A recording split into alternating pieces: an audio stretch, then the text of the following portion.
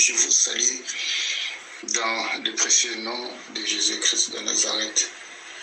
Je vous souhaite un merveilleux Shabbat, que la grâce de Dieu, sa miséricorde, sa bonté vous accompagne et que sa faveur vous localise là où vous êtes dans vos familles respectives. Bien-aimés dans le Seigneur, nous allons parler d'un mot le plus important pour nous en tant que disciples de Jésus-Christ. Ce mot, c'est la repentance. Frères et sœurs, si nous ne comprenons pas ces mots et nous ne les mettons pas en pratique, il n'y a pas de salut pour toi et pour moi. Or, s'il n'y a pas de salut pour toi et pour moi, c'est l'enfer qui nous attend. Ce mot, qui est la repentance, peut nous préserver d'aller en enfer. Nous allons expliquer en quelques mots c'est quoi d'abord la repentance. Avant même que je puisse expliquer, nous allons prendre une portion des Écritures.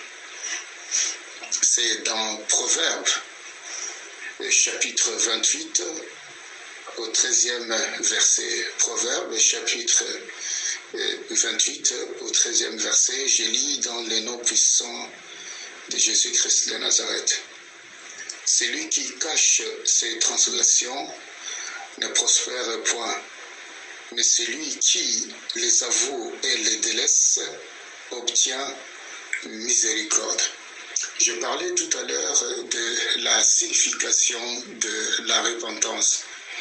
La Bible nous explique des façons ou des facettes de la repentance. D'abord, la repentance signifie changer votre façon de penser en prenant une décision. Et la seconde explication, lorsque vous prenez cette décision, cela vous permet en second lieu de retourner dans le sens contraire. Ce sont les deux phases pour expliquer la repentance. Je voudrais dire par là que, par exemple, j'ai fait de mauvaises choses. J'ai marché selon ma propre volonté. J'étais en dehors de la volonté de Dieu. Oui, c'est fait qu'au moment où j'avais écouté la parole de Dieu a été prêchée, j'ai pris conscience de ma vie et j'ai pris la décision. Mais lorsqu'on prend la décision, on doit actionner cette décision.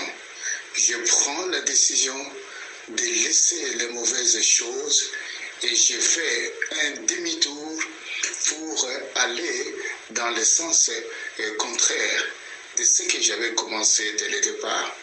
C'est ça la repentance. Nous voyons dans l'Ancien Testament, bien-aimés dans le Seigneur, lorsque la colère de Dieu devrait s'abattre sur Ninive, Dieu envoya Jonas pour prévenir les habitants de Ninive de se repentir de leur méchanceté. Vous savez, bien-aimés dans le Seigneur, Dieu est tellement bon et Dieu est plein de miséricorde et de compassion. Avant que Dieu puisse faire quelque chose contre la personne qu'il a créée à son image, soit Dieu vous donne les avertissements pour que vous puissiez comprendre, ou Dieu passe par une tierce personne pour que cette personne puisse vous exhorter, ou puisse vous dire de la part de Dieu, afin que vous puissiez changer de mentalité, ou bien que tu puisses changer de pensée. C'est ce qui s'est passé avec les habitants de Ninive. Dieu est passé par Jonas, afin que Jonas puisse parler aux habitants de Ninive afin qu'ils puissent changer leur façon de penser, qu'ils puissent quitter la méchanceté afin de pouvoir faire du bien. Et Jonas a accepté. Et Jonas a fait quoi? Jonas a prêché la repentance à Ninive. Et lorsque Jonas a prêché la repentance à Ninive, les habitants de Ninive se sont repentis. Alléluia. Cela montre véritablement la bonté de Dieu. Frères et sœurs, l'Église a besoin de repentance. Les disciples de Jésus que nous sommes, nous avons besoin de repentance. Les pasteurs ont besoin de repentance. Les évangélistes ont besoin de repentance. Les anciens, bref, tous les disciples ont besoin de repentance. Voilà pourquoi je voudrais donner un autre exemple de repentance. Dieu a appelé Jean-Baptiste pour préparer le chemin du Seigneur, selon la prophétie d'Ésaïe et de Malachie, où il est écrit: « Voici, j'envoie devant toi mon messager qui préparera ton chemin. C'est la voix de celui qui crie dans le désert. Préparez le chemin du Seigneur et aplanissez ses sentiers. » Le message bien-aimé dans le Seigneur de Jean-Baptiste s'est résumé à un seul mot: repentez-vous. Quand il n'y a pas de repentance, nous ne pouvons pas faire une portion de place pour le Maître, notre Seigneur Jésus. Jésus qui est notre Maître, lorsqu'il a commencé son ministère terrestre, sa première prédication, c'est dans Matthieu chapitre 4, verset 17, nous n'allons pas lire. Sa première prédication avait commencé avec un seul mot: repentez-vous car le royaume des cieux est proche. La repentance, elle est très importante. Notre Jésus lui-même a donné cet exemple de l'enfant perdu. Là, nous voyons la vraie repentance de cet enfant perdu. Lorsque nous regardons le contexte de ce message, de cette parabole, nous voyons que cet enfant a demandé à son père de prendre tout son héritage. Et nous remarquons que cet enfant dissipa tout son héritage et il n'avait rien entre ses mains. Et il a commencé à marcher dans la débauche, à faire des choses qui étaient contraires à la bienséance de Dieu. Lorsque tout son argent était terminé et la famine est venue. Vous savez, lorsqu'on est confronté à certains problèmes pour certaines personnes, et ces personnes sont vouées à toutes choses, à toute éventualité qui se présente. Et nous voyons que cet enfant a été envoyé devant le pourceau. Et il a même commencé à manger les choses qui étaient destinées aux cochons. Mais la parole de Dieu déclare: étant entré en lui-même, c'est là où la vraie repentance avait commencé. Il a changé de mentalité, il a changé les pensées. Et lorsqu'il a changé de pensée, et il a pris la décision, et lorsqu'il a pris la décision, et il s'est levé pour rentrer à la maison. Cette personne qui est l'enfant perdu a pris la décision, il s'est repenti de ses péchés et il est venu vers le Père. C'est de la même manière pour toi et pour moi.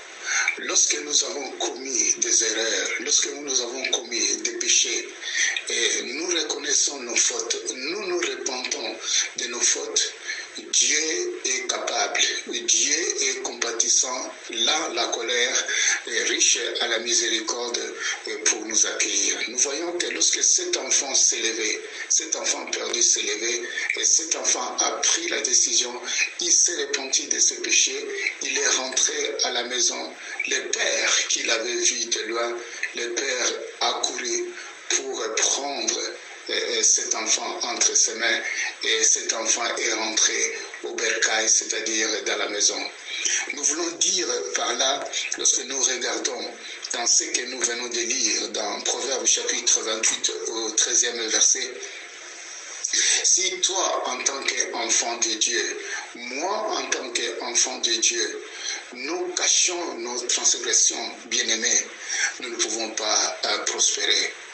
La parole de Dieu déclare, mais lorsque nous avouons nos transgressions et nous délaissons, c'est ça la vraie repentance, prendre la décision et laisser ce qui est contraire, ce qui ne plaît pas à notre Dieu.